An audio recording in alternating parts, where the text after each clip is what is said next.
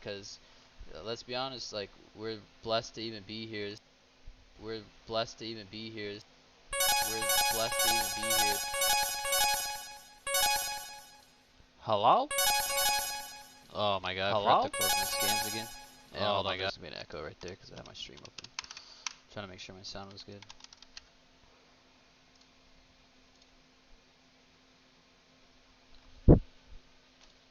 What's up, guys? Yeah, what's up, everybody? Got a few people in here. We'll mute that. Okay. We'll give it a second.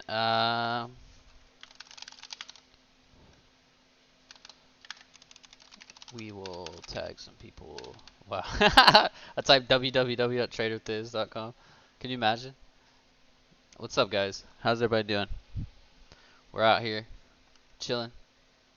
That was yeah, no, my bad. That's mine. I forget to close all my shit. I sit here for like 5 minutes to just make sure I don't have like any shit open. Like close all the bad stuff. You know what I mean? Thanks for doing these. Yeah, man, for sure. I'm gonna be honest. On a day like today, that was a little more frustrating. You know, we're still here. We're still doing our stream, right? It's about learning. So that's what we're here for. Through stream, yes. Twitch. Okay.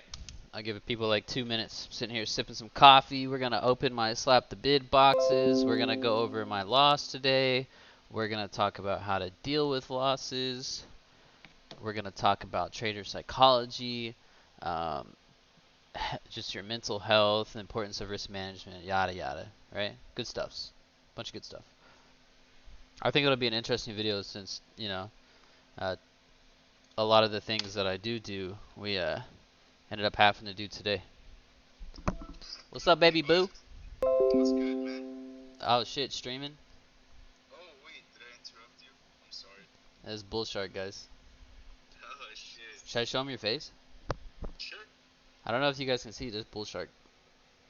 Hey. I was just calling to check in on you. How's your son, bro? He's good, man. He'll be coming home tomorrow. But Hell yeah, bro. I'm gonna teach some people about how to deal with some big losses. Yeah, man. Today was a mess day, huh? Today's crazy. I like to see it though. Yeah, you need that shit in the market. Pullback is good. Hell yeah, man. But Yeah. I'll call you when I'm done, alright? Huh? I'll call you when I'm done, alright? Yeah. Call me later, bro. Alright, peace. Have fun. That's bullshark. That's the homie. That's the homie. We talk often. Video within a video. Oh yeah. I know, right? It'd be funny if everybody just started calling me while we do these. Seeing Fammy, we're still getting some penny shit. What was the other one? Medex, CSCW, Fammy, Potato. Need the street today was green and went red on stupid stuff. Yeah, man, I feel you. I'll be honest with you. Yesterday and today, I was very, very green, and just got chopped up. So, like I said, I'm not too mad about being red on the trade I was red on because I knew a big trade was setting up, and I wanted to be there for it. Sometimes timing can be off. It was definitely like just a crazy move, and I was sized in. So, but I knew there was opportunity. It was there. We're gonna talk about it. We're gonna go over it. Full transparency. You know what I mean? I don't hide shit from you guys.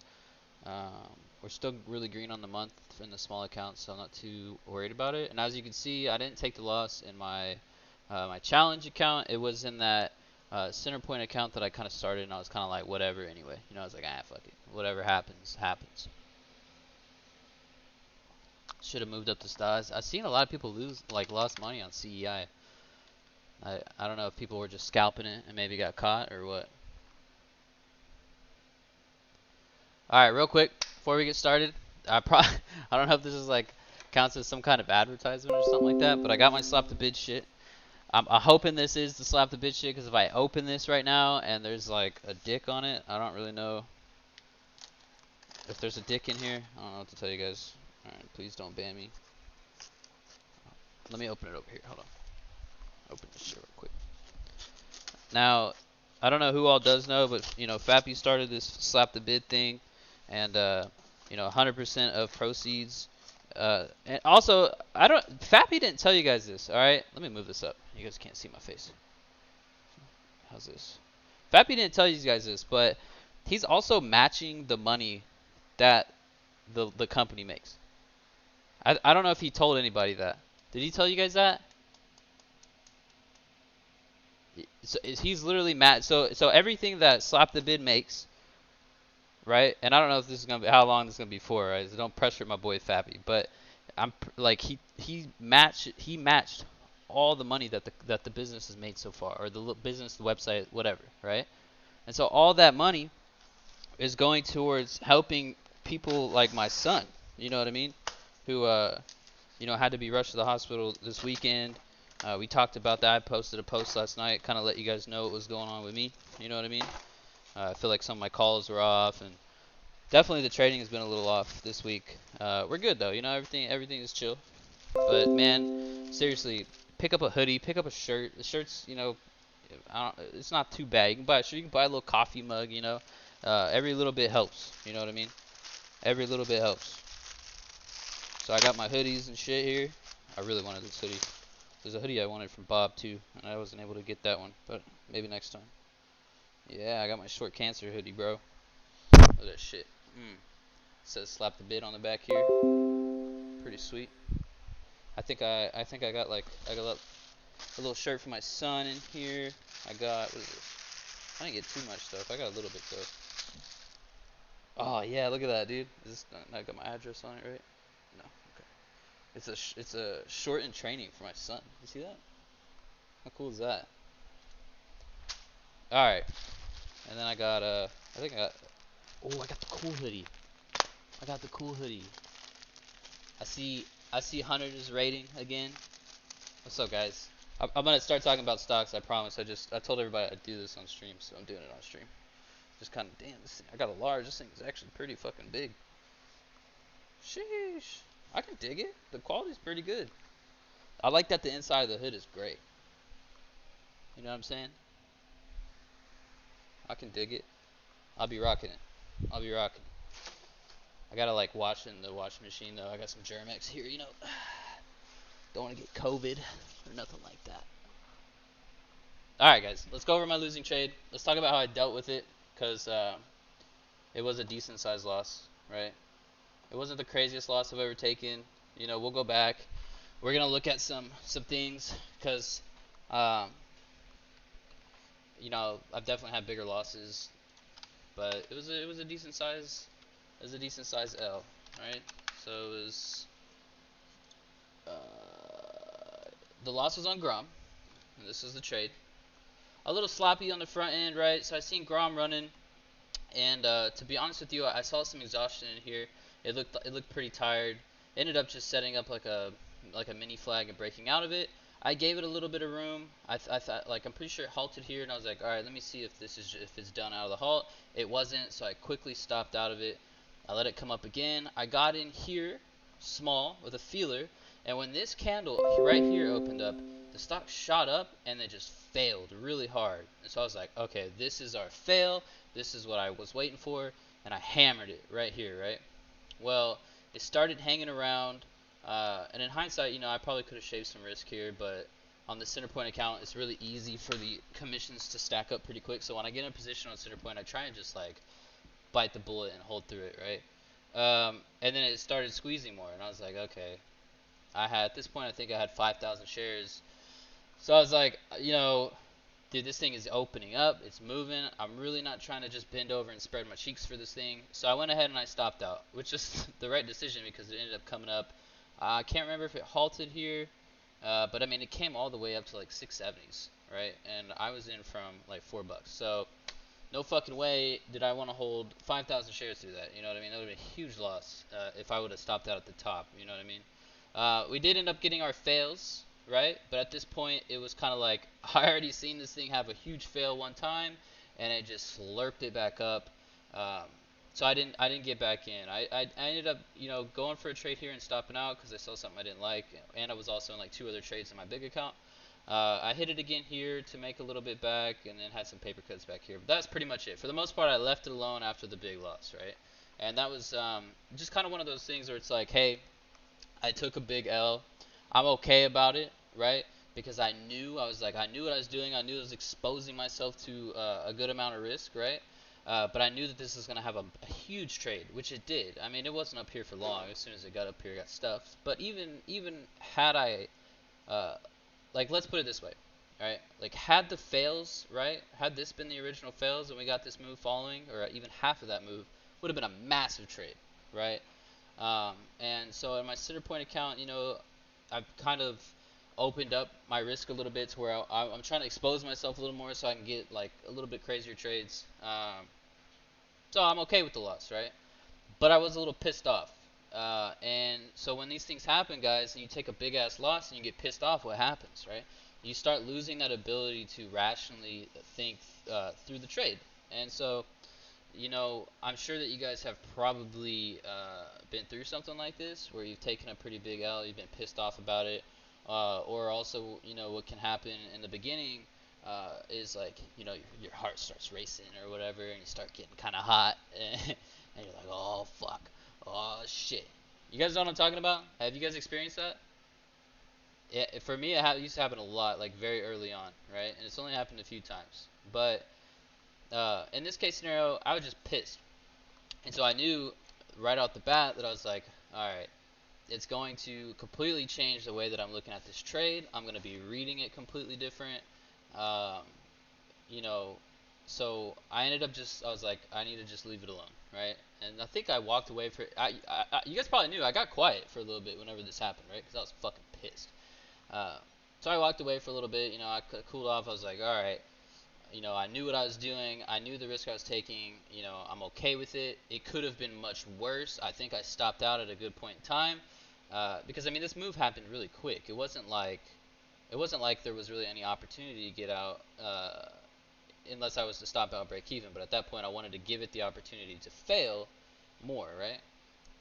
And so, we already had this big candle. It bounced back up. I was like, okay, want to see if it's just coming up a little bit to fail some more, because you see that often, and it didn't, so I stopped. So, I mean, I could have taken a way bigger loss. I think I stopped out okay. I could have probably stopped, a little better down here, but I really didn't have big size down here. This is where I added the fucking size. This right here, right? Once I saw that huge fail, that's when I slammed it, right? So I ended up taking like a 5K loss, right? Which is fine. And I moved on. We moved on. We moved on with our lives after that. But I think it's very important that you guys know, like, dude, if you guys take a fucking big ass loss and you start feeling yourselves get that like that feeling, I know you guys know what I'm talking about. It's not like, hey, Soupy, what's good, bro? It's not like a foreign feeling to a lot of us, right? We get that feeling, dude. If you cannot contain that feeling, if you cannot contain that emotion, just fucking walk away for a second. Do yourself the favor and walk away for at least 5 minutes. Okay, that's a halt timer. Just walk away. Halt your fucking emotions. Halt yourself and walk the fuck away for 5 minutes. Okay, just 5 minutes. Get some water. Take a piss. Have a wank. Hug your wife.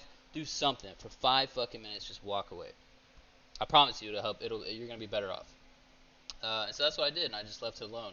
Had I not left it alone, um, let's say, like, hypothetically, like, I'm a new trader or something like that. Had I not left it alone, this is when somebody that's new might come in. They might be like, fuck, man, just lost 5K. I gotta get it back, man. And they're coming in. They might be, sizing in back heavy, in a spot that really doesn't make sense. They might just be like, you know, getting in real aggressive. Maybe the trade starts going against them, but they're like hoping it's gonna work.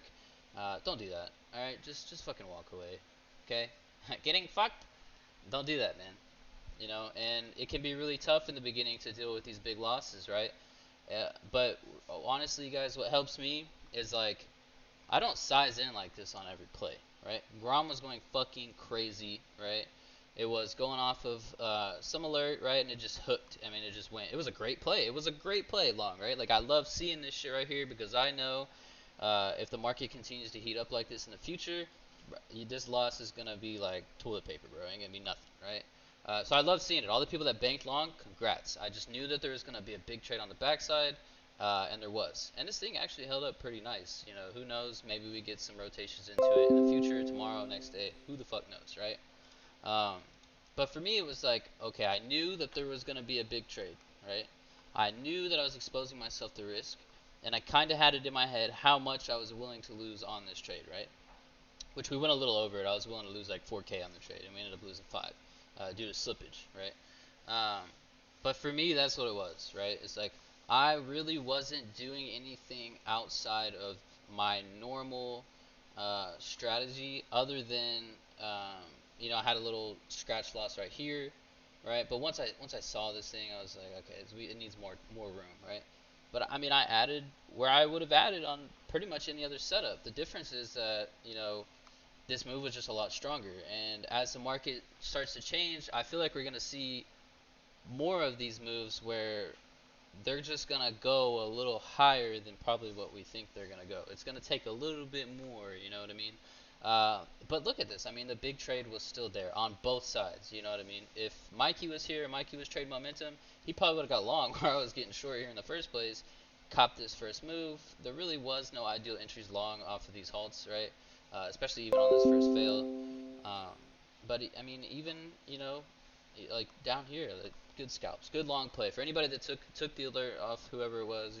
It was a good play for them. You know what I mean? And then we had a like whole sector almost start heating up off this. I mean, there was like CRTD.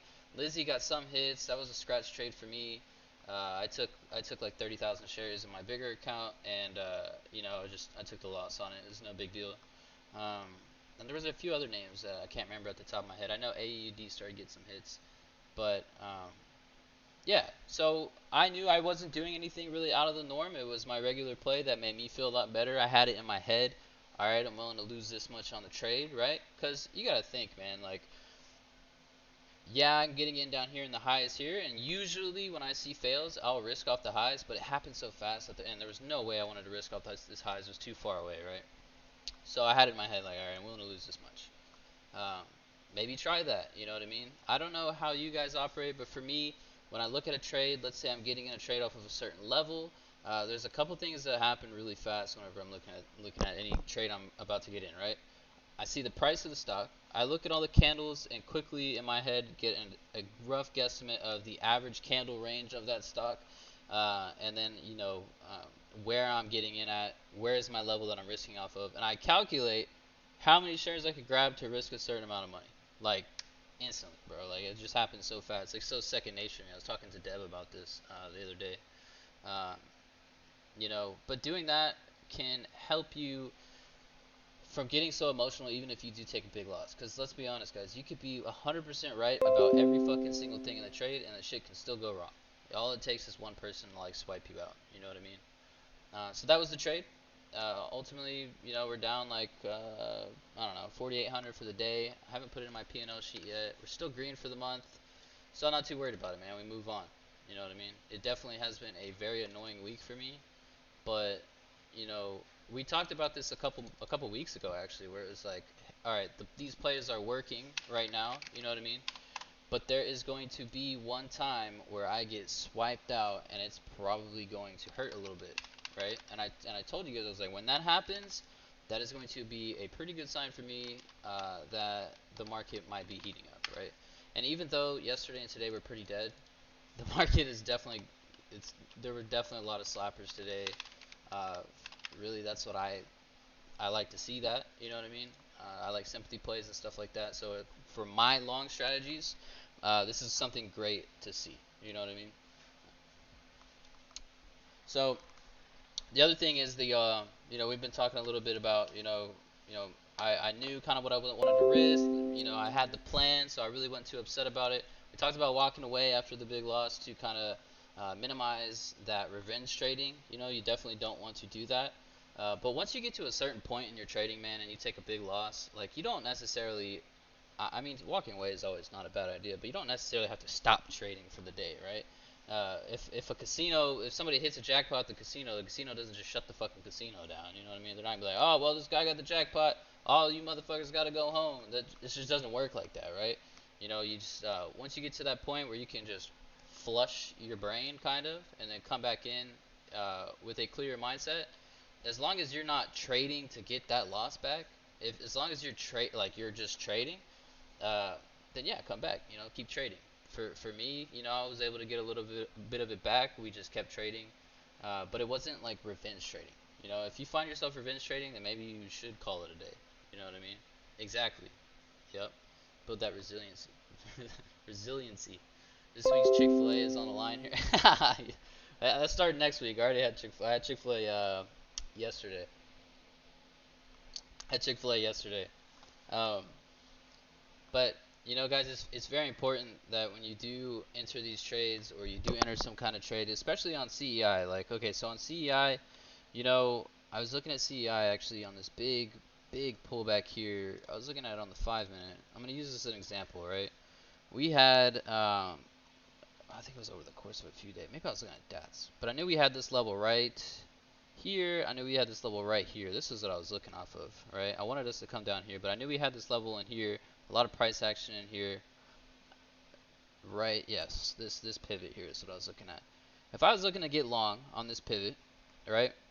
I know what my risk is, right? My risk is like underneath that area there. You know what I mean? And if it was to go below that, I'm not going to sit there and just keep fucking adding to that name. You know what I mean? It's important to know where your risk is, obey your risk. We've talked before about somebody that I knew that really let shit ride, would really add into names, and it ended up not going too good for him in the long run. He's no longer with us. Blew his accounts up. God bless him. You know what I mean? Um, but you gotta have the risk. You know what I mean? You gotta know where your risk is gonna be at, and you gotta obey that shit. You know what I mean? Also, guys, and I think it's very important to touch on this a little more. We talked yesterday about how, I do have some things going on in my personal life, right? And a lot of people might underestimate how much that can actually affect your trading. And I don't know if it's coincidence or not. Probably, honestly, not. But this is my month right now. Hold on, I'll show you guys. Right. So this is my month right now. I do not have 3 red days in a row very often, ever. I mean, I think I've only had it happen one other time in March, and this is when my son was in the hospital, right? Coincidentally, my son is in the hospital right now. So, if you guys have something going on in your personal life, and this is something that I could probably live up to going into tomorrow and the next couple days, right? Is probably size down a little bit. If it's something just crazy, probably not even trade. You know what I mean? I'm still green on the months. Like, honestly, September was my slowest month last year. So for me to be up over what I am in August, I'm happy about it. I'm not mad about losing a big chunk. We're still great green for it being September. But I do have some things going on in my life. Like I said, very, very, very rarely, it's only happened one other time, have I been red 3 days in a row. And my son was in the hospital, and my son's in the hospital now. So, uh, I had a note to talk about that and the importance of like all around health and mental health and stuff like that. It goes beyond that though, man. Like if you're just super fucking depressed or something, or like your girlfriend just fucked your boss, or like your dog died, or you fucking lost an arm, whatever the life trauma is, I mean, like you might want to just take a day off, Uh, and that kind of goes back into when people have like a big losing trade, they might not be able to think through the trade very rationally. Same thing if you were to have something going on in your life, even though you feel like you might be all there, you really might not be all there. Um, so consider taking days off, man. If you guys got some big things going on, at least a day, you know what I mean? Or maybe just sleep in a little bit. But at the same time, it's like then you lose out on your pre-market plan and stuff like that. I wanted to pull my chat out. I can't really see. There we go. Damn, that's fucking bright. And of course, I wanted to talk about all around health, but I'm not really. I don't. I'm gonna be honest with you guys, dude. I eat like shit. I don't really work out. It's something that needs to change. I've been talking to Fappy about it. He recommended me a treadmill.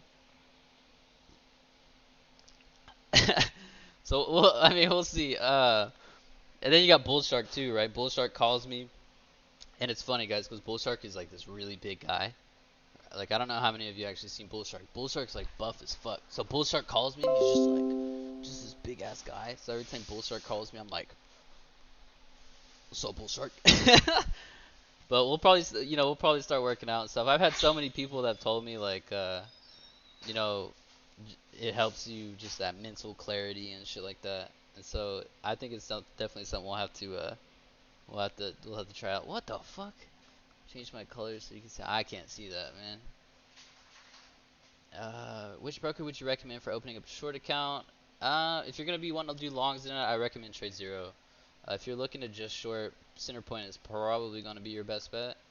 But even still, I'm still weighing the options, man, because like I feel like even though the locates are cheaper, if you're someone like me who likes to trade around the core a lot, then Trade Zero ends up still being cheaper, you know, because I mean, shit, man, you trade I don't know 50,000 shares for the whole day in and out, and that commission adds up on the per share thing, you got EC and fees, and it's just like it can add up so fucking fast. Whereas it's like, is it really worth it if I'm only saving 2 cents on a locates? Whereas I could get Trade Zero, locate the shares, and then literally be in and out as many times as I want. I don't know, man. I I'm starting to really I don't know. We're weighing it out. You know what I mean? People saying biking really helped me get in shape. Yeah, I feel like Herv does a lot of that too. This Mountain the King train. I'm telling you, man. Just wait. When the market heats up, dude, you're gonna be like, dude, this guy's fucking crazy. There's a dark mode made on. Oh yeah, eh?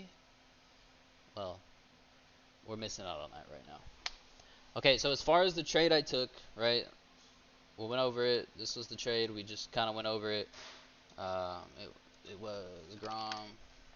Does anybody have any questions about what happened here? I feel like we went over it pretty well, right? Does anybody have any questions? You know what I mean?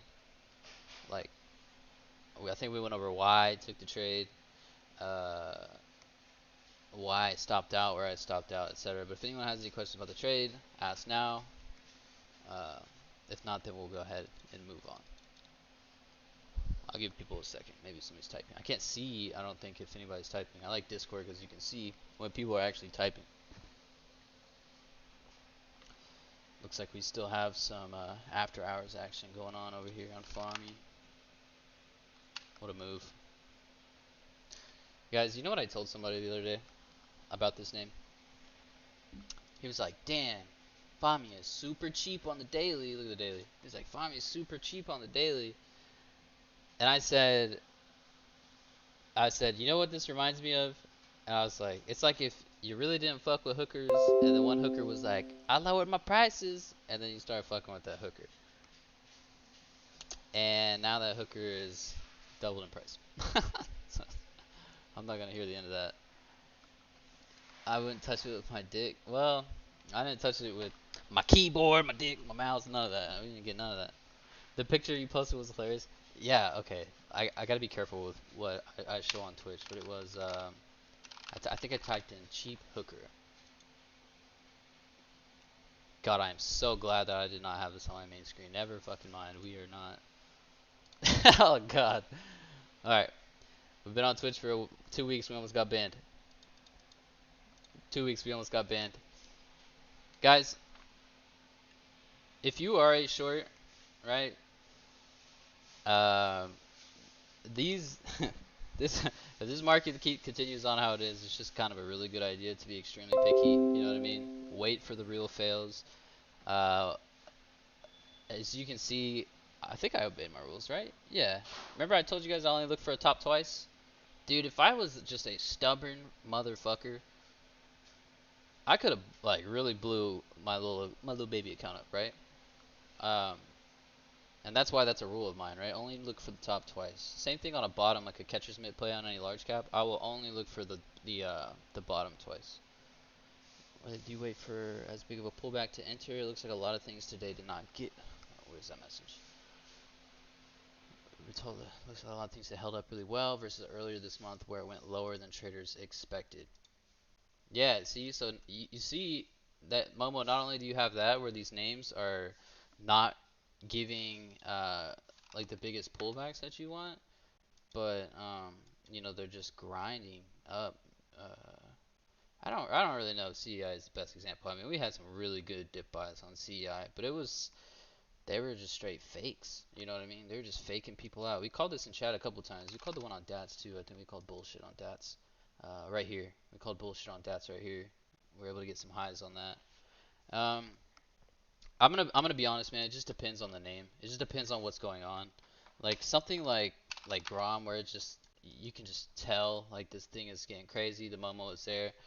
Um, yeah, I mean you can see this thing really didn't give you any kind of fucking. It did not come down. Like it just fucking went. But me personally, on a lot of these plays, like even if the market is hot, I'm still gonna wait for the right entry. Like I'm still gonna wait for a nice pullback, some kind of dip on top of a pivot, some kind of like like naked today gave us a really really really nice flag here, right? And then a nice 1 minute flag here. So we had a 1 minute flag here on VWAP. Look at the volume, all right? Note the volume. And then we had the 5 minute flag, which is right here, straight to the 8 EMA. Notice the volume, just perfect low volume pullback, right? Just beautiful, beautiful trade. That's what I'm be looking for, right? Just because the market's heating up doesn't mean we're just gonna have like these names that just rip to the skies without giving any great setups. I mean, I also think it means we're gonna start seeing uh, setups that just look good. You know what I mean? Like more setups that just look great too. Naked, obviously, not the best example. I mean, there was a beautiful setups to trade, but the name, kind of just I don't know, really traded sideways a lot of the day. But I think we're gonna see a lot more of these, right? Nice 1 minute flags, right? The volume profile looking good. Nice 5 minute flags, volume profile looking good. Nice pullbacks to previous resistance that holds the support, stuff like that. You know what I mean? Just because the market's heating up, I mean, let me tell you something, right? If you are chasing a name, maybe I can just pull this example. If you're chasing a name in some kind of way, like if it's not a very ideal dip buy, just take like lower size and just have it in your head that you're gonna scalp it. You know what I mean? Um, Something like this is a little different because you can see it kind of consolidated up top. But even still, I mean, we got a nice dip here, right? We faked here. I mean, I probably wouldn't play after this candle to be honest, but if I did get in, the stop would be extremely tight. I'd be on a smaller size, and I would have it in my head that I'm scalping it, right? I'm not looking to hold it for the fucking moon and the stars. You know what I mean? Um, I think that with the market getting hot again too, we'll have a lot more backside trades as well. Back in January, February, I used to tell people a lot that usually the first time a stock revisits VWAP after a decent, pullback like this, it's usually a decent scalp. You know what I mean? Very rarely after a move down like this is a name just gonna like piss right through VWAP. You know what I mean? May I ask you how long you've been trading? Like 2 years. It's about to be that time. Twitch ban speed. DLTR today. I feel like there's a ton of 3 bars today. There were a ton of 3 bars today, especially on a 5 minute. The picture you posted was, oh yeah, we're not gonna talk about that picture. We're gonna talk about it. All right, guys. I'm gonna be honest with you. That's pretty much all I had in my head to talk about as far as the losing trade, as far as like how to deal with losses. I'm gonna be honest with you, man. You guys would be surprised like just how much walking away can really do for you, um, and just really, really refrain. Look, if you have that feeling, you know what feeling I'm talking about. Don't fucking take a trade, right? If you took a big loss and you've taken big losses before, you're not having that crazy, anxiety kind of feeling. By all means, go throughout the day, and if you see the opportunity, take the opportunity. Don't be complacent, right? But seriously, man, it's very important that your mental is there and you're not in some kind of weird revenge state trying to like attack a stock to get your money back. Like you have to be taking entries that make sense. If you're shorting, short where it makes sense. If you're longing, get long where it makes sense. Um, I mean, it does a huge service. So you know how many times I've walked away from my setup? Shit, I know KG and Herb will tell you. There was a time where I was telling you guys earlier. So on Thinkorswim, right? When you're putting in your size, if you don't hit enter, your previous size doesn't change, right? And so on Thinkorswim, I would trade in blocks of like 5K shares. And um, so I was looking at a name and I was like, man, I wonder if I can short this name because I had just signed up for like the hard to borrow program. And so I didn't hit enter. Then I went to short with my hotkey. To come to find out, you can short the stock, but I shorted it with 5,000 fucking shares. And it was like a $115 stock with like a dollar spread or something like that. And so whenever that happened, I was instantly like, oh fuck, dude. I just went and cut the position, but I mean, it was like instantly like a 7K loss. I think it was like a 10K loss overall, but I think it was like a 7K loss on the day or something like that. No, actually, I think I was green on that day. I think right now, as it sits, this is still my biggest red day right here, is 7.7 back in March. But yeah, I mean, dude, I had to walk away for like 2 hours. I was so fucking mad. But I'm pretty sure we came back and we ended up green that day. I can't remember exactly. There's been a lot of days. Got a bounce. All right, Kurt, peace out, man. Thanks for showing up. You can also set a max daily loss with most brokers. You can set a max daily loss. Um, that might be really good advice for newer people. I don't know. It's things like that. I'm gonna be honest with you guys. I've never really lived by those kind of things where it's like people have like a profit target or a max daily loss. Like I don't know. I don't roll with it. I mean, obviously if I take a fucking huge loss, the rule anyway is if I can't rationally think through a trade, I'm not gonna trade. So if I take a big ass loss and that's there anyway, I'm not gonna wait until I hit a certain point to call it, right? Like if I hit a big loss and I'm not at that max daily loss, but I know I can't rationally think through a trade, I don't gotta sit there and wait till I hit the max daily loss. I'm just gonna fucking walk away. You know what I mean? How much did you start trading with when you began? I started trading, I think my original initial investment was like, quote unquote investment, right? It was like, oh fuck, 21,000. Can you share that P&L calendar template? How long do you take to be consistently profitable? I've been consistently profitable since the month that I started trading. The template is in real ones. Go to journaling, go to the pinned messages, you'll find it up there. At least you cut it, man. I've done the exact same thing and held it. Yeah, yeah, man. And so here's the thing: is you see a lot of people that do that. Yeah, I mean, you're not alone. You know what I mean? It's not uncommon for somebody to, just hold it, right? But here's the thing, right? Is for me, I don't mind cutting it and getting back in. The only reason I didn't get back on this is because I knew I wouldn't rationally be able to think through the trade, right? But it's okay, man, to cut the like just have a fucking risk. If it breaks the risk, cut the trade. And if it's still coming down like crazy, here, look, you guys need to understand something, okay? Look at CEI for example. This thing came down from 485 down to fucking $2.90, okay? Shorts have to cover at some fucking point in time, right? And you can see there's nice bounces in between all the way down here, but there is going to be some kind of fucking bounce, right? Don't don't chase it though. Just wait. You know what I mean? Go off of real levels. Like if you see, I had real levels marked. I had we talked about this last week. I had real levels marked. I was looking for real bounces. We had a pivot here. We had a pivot here, and then we had the high day pivot here the other day. Or the intraday highs. We broke it up here with this, but and guess what? We bounced off this one. You know what I mean? There are Momo scalps in between. Me and Fappy scalped the first unhalt, I think, and copped a really good trade on it. I think Fappy got a better trade than I did because I was a little early, but got out, got back in, scalped it a couple times. It comes with experience, though, man. Like if you are looking to buy and hold something, you have to buy off real levels, man. You can't just fucking sit here and just be like, all right, we've been. I'm on the 15. You guys can't just sit here and be like, all right, man. We're fucking, we're down one whole dollar. Better buy here, all right? Because of course things can just keep going down. You know what I mean?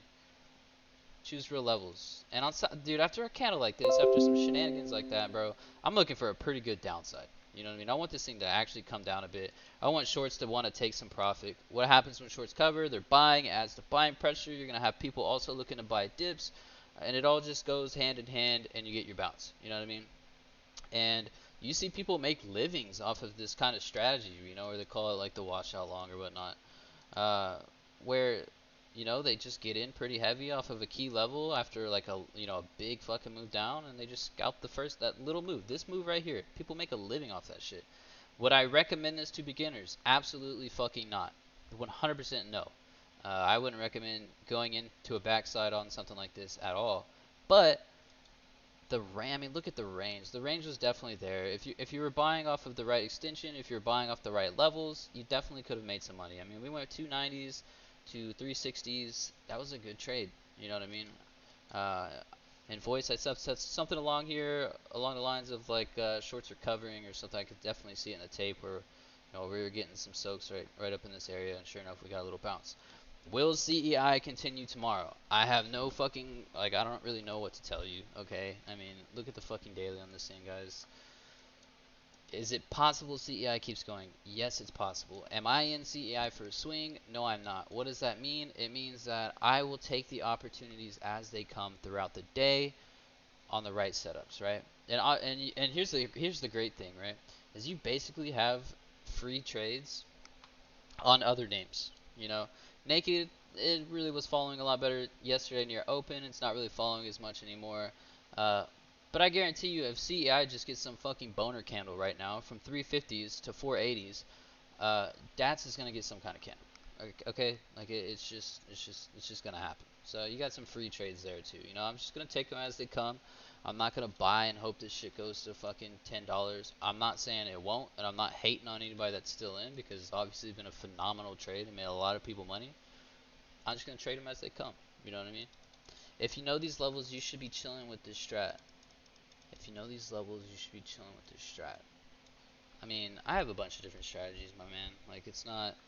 Here's the thing is, you know, if you can stick to one strategy, but for me it's like I like to compile a bunch of strategies that have a high rate of winning and have a good yield. Like, I like to compile a few of them, because like a lot of these strats ain't gonna work in like every day, and I want to make money every day. They're not gonna work in every market, and I'm not gonna sit here and wait, you know, 3, 4, 5 months to make money again. You know what I mean? Am I making as much money as I was in the beginning of the year? No, you know, but I'm making money. That that's what matters to me, you know. At least I'm making some fucking money, even after a pretty good loss today. At what I ended up putting it, even at a pretty good loss of like 4,800 bucks, dude. I'm still up 18,000 for the month on my small accounts. That's fucking great. So, but I agree with you. I mean, so I am chilling with it in the sense of uh, where do I take my size in a lot of my plays? As far as long, right? I take most of my sides off of the real fucking setups. It's at a real level, you know what I mean? And it like the volume profile is there. Like Naked, I took 100,000 shares of Naked right here. You know what I mean? It was sitting on the lower orb, right? We had the beautiful, beautiful volume profile in a 5 minute. Um, it was a nice little trade. You know what I mean? Usually, you know, I would like to see something go a little more, but I mean, I'll take it. You know what I mean? I'll take it. But you know, if I'm just scalping like a 1 minute flag or something like that, I won't take as much size. I'll just get in it. I know I want it for the scalp, and I'll take the scalp. In a hot market, man, you guys are gonna see me do some crazy shit. Uh, you know, you're gonna see me adding a lot of names at the same time. You're gonna see me adding them with size. But you know, in different markets, you got to do different things. You know what I mean? And here's the thing, guys: is if you're trying to like make the monies, dude, whenever the market turns and that shit starts heating up, you have to attack. Okay? I'm not saying we're there yet, but when we do get there, you guys have to attack. You got to be ready to attack it. You know what I mean? You got to learn how to like feather that pedal. When things start to slow down, you gotta ease up, and when things start to heat up, you gotta fucking attack. You know what I mean? And so that's a pretty big reason to why. I mean, today and yesterday even ended up red, is because it was like I want to attack. I'm probably attacking too soon. Uh, you know, a lot of the plays did work, but it was like I said, I mean, even alongside this Grom trade, I had 30,000 shares of Lizzie. You know what I mean? Um, I could have taken more Naked. I probably should have taken more Naked on that trade, but you know, I didn't really want to put myself out there on that play. One strat gets boring because they're not always present. Facts. How do you recognize the shift and realize you need to make the adjustment? That is a good question. How do you recognize the shift and realize you need to make the adjustment? So I think there are a lot of notable things that have been happening in the last few days, right? Obviously, we have DATS, we have CEI, but like, what was something that you noticed was happening back in February, right? We had a lot of people that just wanted to slap. We had a lot of people that were just ready to fucking, and God bless them, and feel bad for them because a lot of those people probably won't make it, But when you see things that just go, when you things are starting to go, when you see these setups that are starting to set up so beautifully and just work, you know what I mean? Patterns are working, volume profiles are looking good. You have people slapping news. You have people slapping alerts. You have sympathy plays. You have sector rotations. Like, that's what I want to see. You know what I mean?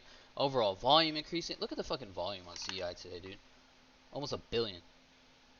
And like I said, I'm not saying like we're there yet, but we have definitely seen some signs since RNAS of things starting to turn a little bit, which is kind of fucked with my overall bias because I think you guys know for the last month I was like just strictly short, right?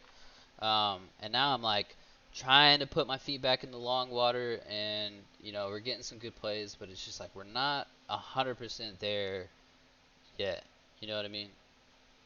Yeah, the kill candles, man. I think that's just something we've been seeing for the last couple months. I feel like they'll switch it up soon because a lot of people are kind of catching on to just the bullshit.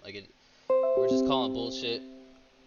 There's really no follow through on these kill candles. You see, we got one here. There's just no follow through, right? Like it looked like it wanted to follow through, it just gets caught up, right? Once you if you see a kill count and there's follow through, I would leave it alone. But this is different. There are people saying that there was not like fake offering put out or whatnot, but I mean that's for me. You know what I mean? Like everybody's strategy is different, but for me to really want to pedal in, those are what I want to see. I want to see a market of people that are just like, um, I take advantage of FOMO in a way. You know what I mean? And you guys should too. Learn to take advantage of that FOMO because that's what a lot of this is right now, man. A lot of shorts getting squeezed. That's good to see. You know what I mean? Because that'll just fuel moves to keep going higher. When you start seeing shorts get nervous, with tongue twister. When you start seeing shorts get nervous, things start changing, right? Overall. But it's going to take more than just 1 or 2 days for something like that to happen. We're going to need to see trends established.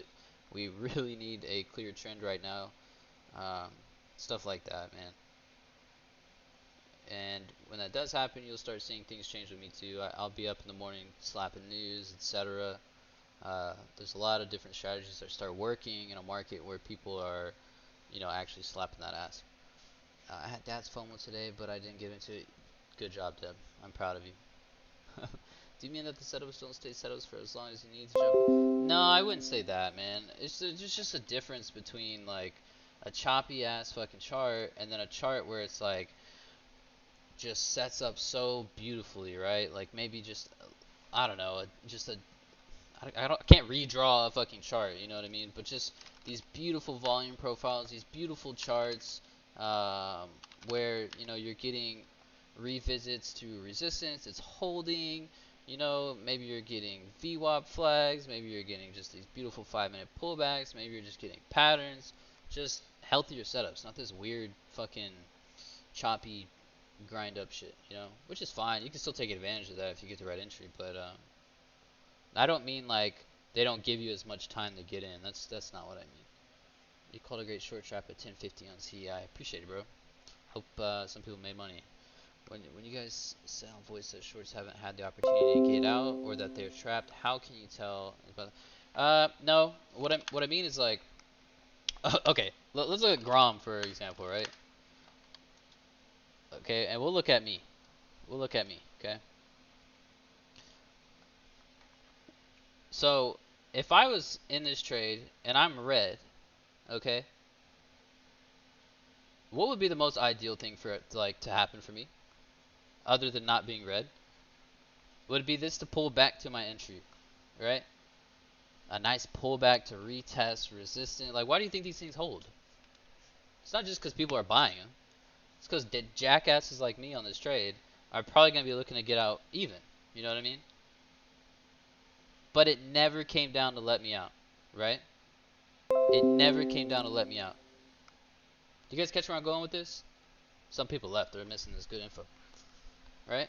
They never came down to let me out. So what happened? I had to cover. What happens when I cover? Not me specifically, but there were a lot of people too that got trapped in this. Well, I'm buying. When I'm covering, I'm buying. What happens? It adds to buying pressure, right? So then if I short right here, and it goes against me, and it hasn't came down, I didn't give it much time to come down because I knew that this thing was going to go absolutely fucking nuts, and I did not want to get stuck in a halt. I have to cover. What happens when I cover? It adds to buying pressure. So what I'm saying is, when I say shorts are stuck, I mean it never gave them the opportunity even to get the fuck out, right? And when you see something that's just like even different than Grom, but like really grindy, you know what I mean? I think I used CEI as an example yesterday. No, maybe it wasn't yesterday. I mean, some shorts had some decent opportunity to get out on some scalps here, but that's pretty much the gist, man. Is if somebody was getting in with some huge size, and it kind of came down and then debated them and flew back up and never came back down to their entry, that's what I'm talking about, right? That's what I'm talking about. And it's like, believe me, man, they're not gonna hold they're not gonna hold forever. Everybody has a max pain, unless you're a 100% execution guy. Everybody has a max pain, right? And eventually, these people that don't get let out, they're gonna hit that. They're gonna cover. It's gonna add to buying pressure. And if you're long, can feel a move higher, right? When you guys stay on void, okay, we answered that. Being green, feel the move. Does that make sense to you guys? In the beginning, whenever I first started trading, shorting was kind of a hard concept to grasp. But I hope that makes some kind of sense. And just that whole thought process is a good way to look at why previous resistances hold as support, as not just only because people are buying there. um, maybe people are looking to get out of their shorts, break even. Maybe that was the risk, it blew past the risk. You know what I mean? It just depends on the setup, depends on what's going on. One entry and one I'm glad somebody got what I was going with there. Is there a way to distinguish between short sellers entering a ticker versus people selling and getting out? um, yeah, and a lot of that's also going to come from just knowing where a short is going to be looking to get short. You know what I mean? I mean, there's always going to be buyers and probably shorts in any given area, but the broad majority. You know what I mean? Is there, and you're gonna have a big mix of both too. You know, but like, is there? How do you recognize covering on a tape? Damn, Santa hitting me with the bangers, dude. Dude, Santa, I'm honestly, yeah, you get me, huh? Dude, I'm honestly gonna say, like, so for CEI, right? I can use this example because I called it down here. It wasn't necessarily just the tape, right? It was also how the chart was setting up and just knowing that this thing has came down already from almost $5 to 290s, right? It's like the whole picture, right? You just like you grab some things, you put them together, you know, you can see this thing was just kind of getting soaked in this area. You have a lot of bottom waves coming up to the top. We're seeing some buying on the tape. And we had a nice level on the 5 minute here, like our pivot from pre-market, or excuse me, post-market a couple days ago, right? That was pretty much the thought process behind it for me. Is there a way to tell that people are covering on the tape? I'm sure, you know what I mean? And it's a lot easier on a play that doesn't have a fuck ton of volume. But where are shorts going to be wanting to short, guys? Where are shorts going to be looking to take profit? Like, if you were short, would you take profit if you were fucking, up this much? Probably. You know what I mean? And just like we look for resistance to sell into on the long side, a short's going to be looking for this support, right? To think about covering or to have it as a target to cover. You know what I mean? So that's pretty much it, man. That's Santa hit me with them today. That's what I'm saying. That's a good ass fucking question. But for me, that's what it is. You know what I mean? Is if that's like why I even called it in this area is because like, dude, we're going from 485 to 290s. Could we go lower? Of course we could, but we're on a nice level, right? Shorts got to be very green, especially this big volume that came in all up in here. You know what I mean? And we're starting to base real nice above this level. I want to see some shorts cover. I want to see some people buy for a nice bounce, right? And so, I mean, you see similar things on the Grom chart. You know what I mean? Was this just a bunch of people selling their shares that they were long? I mean, it could be, but I guarantee you a lot of people were getting short up here too. You know what I mean? These bounces, you know, there's not gonna be a lot of people in their right mind that are gonna be fucking buying buying this dip down here. I'm sure there were a lot of people, but I mean, honestly, probably a good amount of shorts covering that got in up here in these areas, right? And then re-shorts coming in on the bounce, etc. It's just, I don't know, a big game of psychology. Look at the time as well. It was 3:30 p.m. when the washout happened. Shorts covered in clothes. Yeah, that's a, yep. Dude, if anybody held CI short over, man, or, this thing has surprised so many people so many times already that I wouldn't hold it against it. I mean, look at this right here, right? What was this, yesterday? Yeah. I mean, fuck, dude, look at yesterday. Is this not? I mean, this looks like father and son right here. These moves, does it not? Yeah, that was some fuck shit. I'm sure we'll see more. But that's my answer to that, man. I mean, a lot of this is intuition too, right? You know, I can't give you a fucking guide and tutorial on how to read level 2 and tape. There are definitely things to look out for, and a lot of people have messaged me asking like, "Hey, I've been recording my screen. What do I need to watch for and stuff like that?" And I go back and I tell them, like, "Look, man, if you're recording your screen, you need to have like open up a notepad, right? So if you're recording your screen, open up a notepad. You know, you got your little notepad, and I'll be honest with you, my TOS time is fucked up, but just hypothetically speaking, let's say." Um, you know, we had these nice dips that got sucked up. Like, damn, dip got sucked up at like 10 o'clock, you know, CI, 10 o'clock, dip suck, or something, right? And then you can go back in time and you watch the level 2, watch the tape, and see how these things acted in these areas, right? We said we thought shorts were covering in here. You know, people were buying off of this like 290s, 287s level. You can go back in here, you'd be like CI, 290s, type in the time. I think mine's fucked up, but it says like 12:15. So I'll probably format it right. So like 12:15, 290s, dip, holds, right? And just go back and watch these things. And I mean, watch it tick for tick. Don't like, you have to train yourself to see these things in real time, especially something like this, right? If I think Thinkorswim's level 2 is not as crazy, but dude, you guys should like, you should see the level 2 in the tape on these names on a broker that is a little more, you know, like trade zero, center point, stuff like that. It's fucking crazy. And you have to kind of train your mind to see a lot of the things that you're trying to see. And I mean, over time, you just start seeing and getting familiar with how the level 2, how the tape acts, what it, you know, maybe things to look for. Obviously, there's the real common like, oh, if I see a big wall or a big bid, and you know, wherever, you know, depends where it's at on the chart, like what kind of significance you hold towards that. But I would say record your screen, open up a notepad, go through. If there's a fucking nice breakout, type the time of the breakout. Go back, watch it tick for tick, watch it in slow motion, then watch it in real time. Train yourself to see these things, because bro, in a hot market, bro, these tapes, these level 2s are gonna be flying. Okay, it's not gonna be super slow. It's not gonna be hella easy to read. They're gonna be fucking flying. All right, you're not gonna catch everything, and so yeah, go back, train yourself. Today we got the fake short report come out on all of us. Fake offering, yeah. I honestly, I didn't even look into that. I don't know what the fuck was going on there. How do you work new strategies into your bag? Start small. I start small, and I have like a folder that I save a bunch of pictures of my plays in. Um, you actually, TraderSync is pretty good too. I've seen a lot of people using that. I like it. It's something that I've kind of wanted to start using. Um, and I mean, dude, there's so many ways. You can start like literally a whole ass fucking spreadsheet and start tracking like float, what the play was, like float, market cap, volume per, like for the day, what time of day, all that good shit, right? But recently, man, it's keep it a little simple. You know what I mean?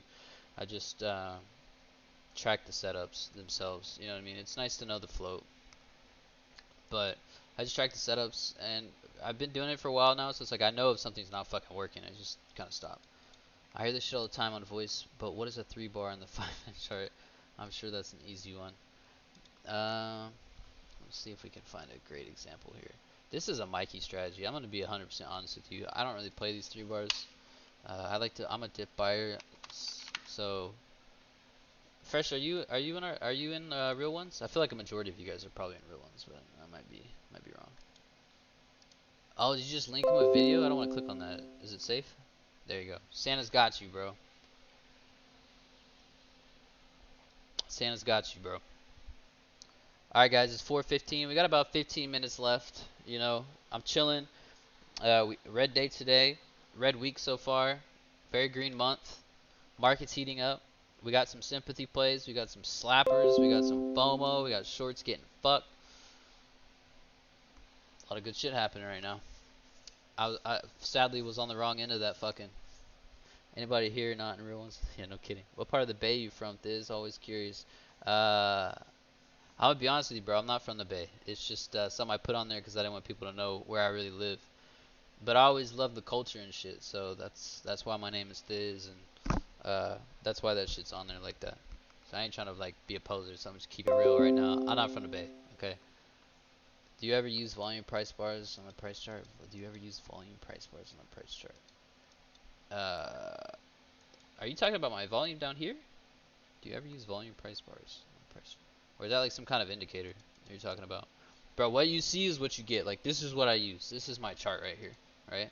I use VWAP, 8, 20, 50, and the 200, which I don't really use the 50 and the 200 too much. I think VWAP is the most important. And I use a volume average, but I only glance at it, right? It's the volume bars on the hard. No, no.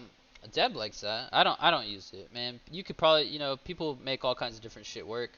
Me personally, I'm more of a price action slash psychology kind of thing. Like, I don't use a whole lot of indicators. You know what I mean? I do like have some scalp strategies around some of these, right? Like the 1 minute flags, the 5 minute flags, VWAP, right?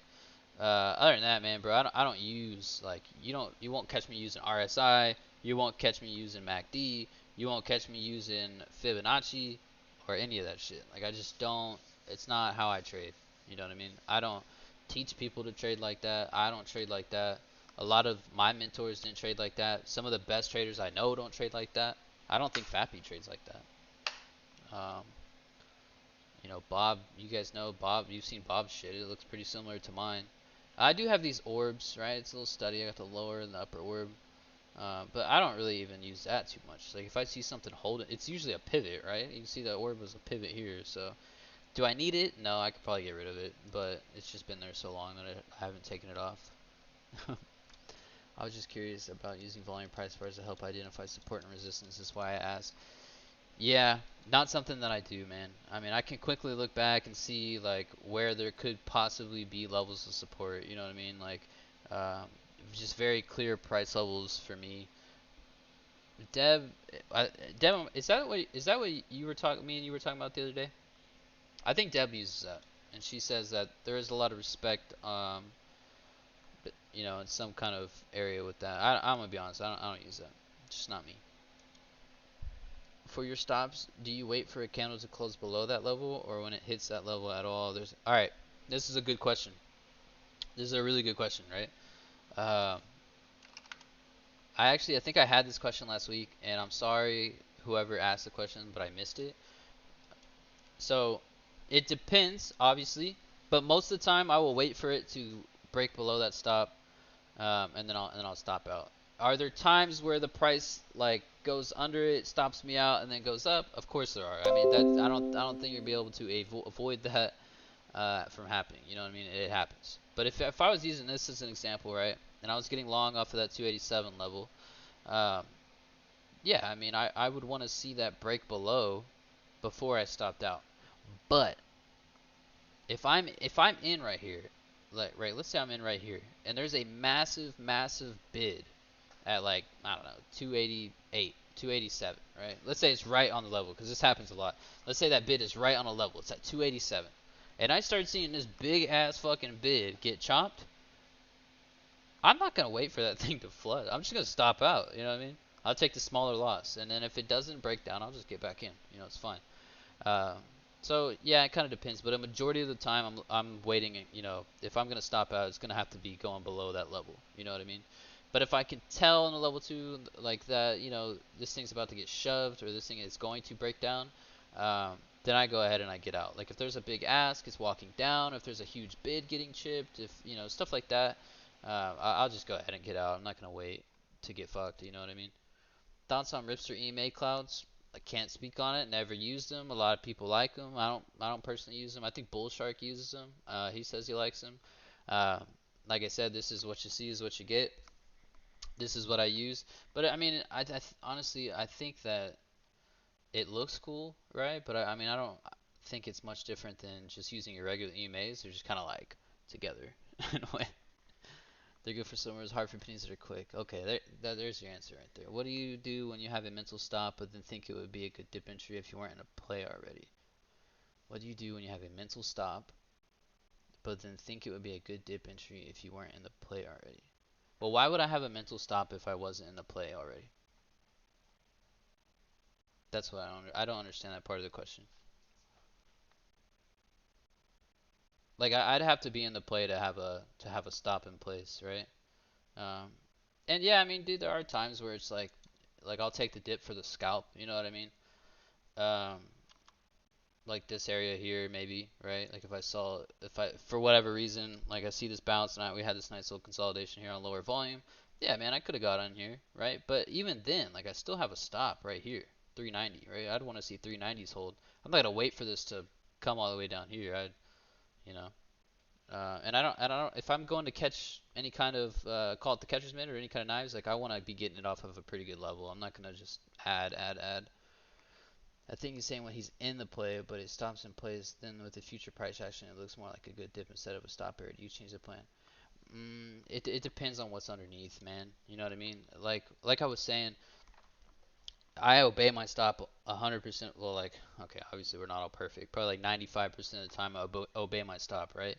Uh, so if I get stopped out and then all of a sudden, I don't know, let's say it recovers or it's starting to show some strength. It just depends. You have to think I play both sides, right? So if I start seeing something set up as like a bear flag, no, I'm not gonna add it, right? If there's a level right underneath, like we had 264 right here, for example. If I let's say I got stopped here because it broke out, and then all of a sudden we see 264 hanging around, maybe I'll take some, right? But on something like this thing has some really big legs down, and if this was just consolidating to make another leg down, right here, I think it would probably have chose to come down to 250s, not something so close. It just depends on what the play is like, man. It depends where the chart's at. It depends what level you have below. But I'd say, yeah, I mean, definitely something you could do. I'm always an advocate of getting out, obeying your original risk, and then reevaluating. If you are going to get back in, reevaluate. If you're not like as comfortable, maybe take smaller size, right, on the next trade. But it's pretty easy to get chopped up doing stuff like that. So for me, it's like I pretty much have it in my head. I want to see something happen a certain way, right? If I'm getting in on a trade, I'm betting that something is going to happen a certain way. And if it doesn't pan out exactly like that, um, I just reconstruct that image in my head as long as it's over my risk. If it goes below my risk, I just cut it, and then I'll look for the next trade that makes the most sense. If that makes, I hope that helps. Cause man, it is easy to get chopped up. Like you have to think, you're gonna have a lot of people that go in. Think about this, right? Cause look at this right now. You're gonna have a lot of people that go in. They're gonna make a level here, right? Let's make this bigger. They're gonna make a level here. Some people are gonna be like, "Oh, we had some, shit going on here. When we probably, didn't really have that much shit going on there." And then so now you have one, two, three, four levels right here, right? So if you're fucking going for the dip here, and you buy here, you get stopped out. Then you go to buy here, you get stopped out. You buy here, you get stopped out. You buy here, you get stopped out. That's just gonna add up, bro. You know what I mean? So, yeah, it can be easy to get chopped up, and it just kind of depends on the situation. But that's why I kind of like to try and stay to these more significant areas of price. But even on something like this flush right here, right? It was like we came way down below here, this very very nice area, right? And it got sucked back up. If I saw those, but this is a very extended move, so it's like yeah, we're below this point, but we did have a very nice risk level at 310 off of I think it was a daily level. I think it was a very very significant daily level actually. Yeah, 310. So 310. I was looking at this. We had this point here. We had this point here, right? We had some buyers stepping up there. We started getting sucked up. I ended up getting a high fill on it. I think I got filled like 340s. You know what I mean? So in here. but it was still a great scalp, you know. And that was just a Momo scalp. So I try to look at levels that are a little more significant, especially if we've already had an extreme move, right? Like if we just had a huge move, you know, yeah, you know, we had these smaller pullbacks and kept grinding, but I mean, this at this point, you know, if you look at the 5 minute and kind of zoom out, this was a huge move, bro, and we really haven't had any major pullbacks. So I wasn't looking for anything up here, you know what I mean? Like I'm looking for shit down here. I want this to breathe a little bit. I want a little bit of a better entry. Maybe next time you can please go over how you chart all your different levels. Do the colors mean anything specific? Yes, they do. Okay, so if we clean this up real quick, all right? This is what my chart looks a lot cleaner now, right? This is what my chart looks like clean, okay? So usually when I have a level in the daily that's extremely significant, I'll go in here, I'll mark that level, right? We had it at 310. I'll edit the properties, I'll turn it green, right? Because if I start having a bunch of shit on my chart, you know what I mean? And I don't know, why is it not showing up? If I have a bunch of shit on my chart, like you seen how it was, right? Everything was orange, right? And then I just make this one orange. I'm probably gonna forget later on that this is even a daily level. So for me, I make the daily levels that are really significant. I make them green because it's just easier for me to remember.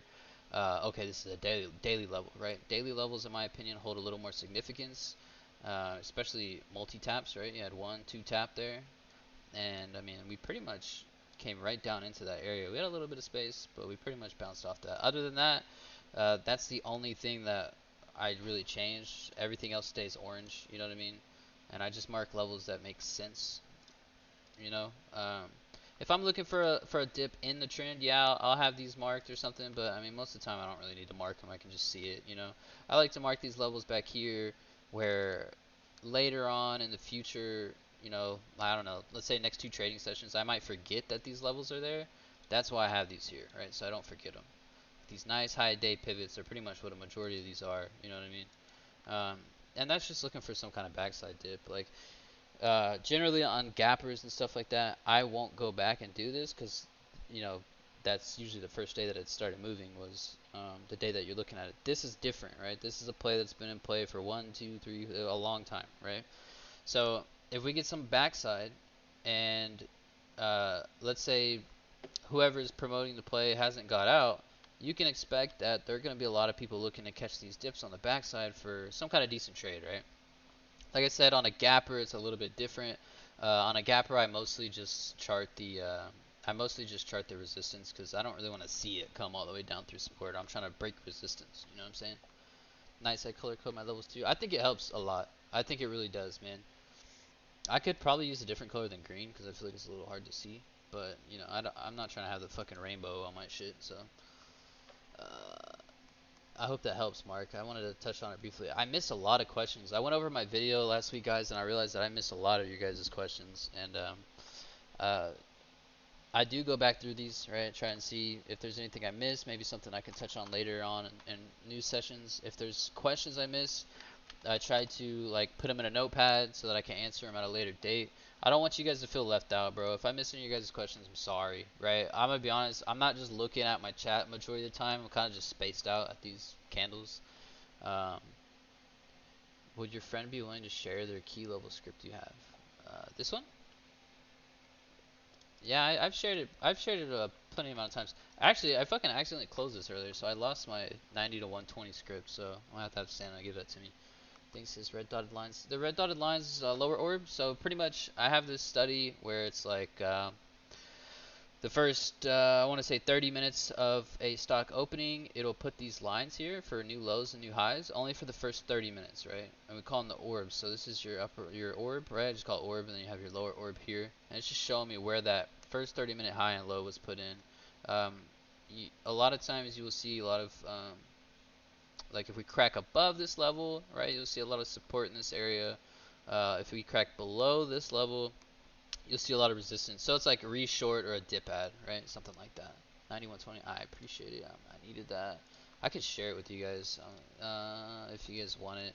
Is it something that you should hold a bunch of significance to? No, right? It's just there.